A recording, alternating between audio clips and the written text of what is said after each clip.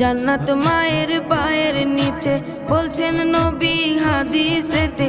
জান্নাত মায়ের পায়ের নিচে বলছেন নবী হাদিসেতে।